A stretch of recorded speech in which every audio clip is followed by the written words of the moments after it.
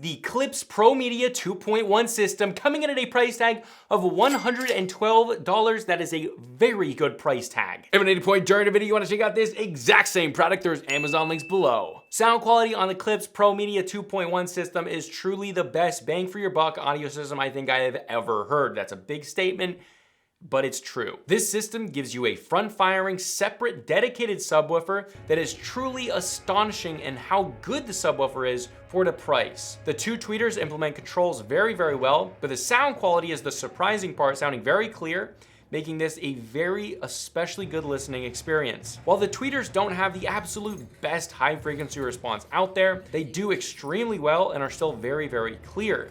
When you take that and then pair that with the subwoofer, which is incredibly powerful, then take into account the price tag, and these are basically unbeatable at the price. I mean, if you were to tell someone that these cost $112 and show them, give them the listening experience, I wish I could do that for you guys, but it is really exceptional. Music sounds absolutely fantastic due to having fantastic deep bass. However, it's while gaming where these really come alive and bring an intensity and immersive feeling that is honestly addicting. Games sound great. You can still hear footsteps and directional sound, but the bass is the thing that just rumbles the floor, that just makes you feel like you're in the game that you're playing. One last thing to mention is that these get incredibly loud. So even as these were designed for your desk, you can definitely use this in a small TV setup, like 100%. These get really ridiculously loud, and the subwoofer is very powerful. Most of the time when I get 2.1 systems, especially budget 2.1 systems, I'm usually turning the subwoofer almost all the way up.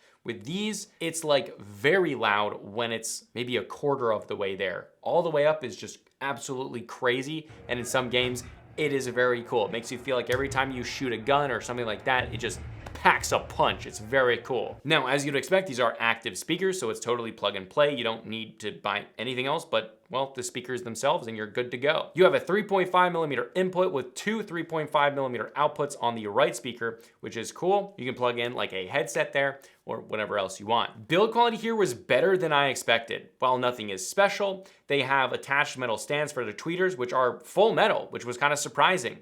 And while nothing looks or feels incredibly premium, they also don't feel cheap, and they're definitely not going to break. So that's really good. Now, the controls here really make this great, but they have a subwoofer tuning knob on the right tweeter, along with the overall volume.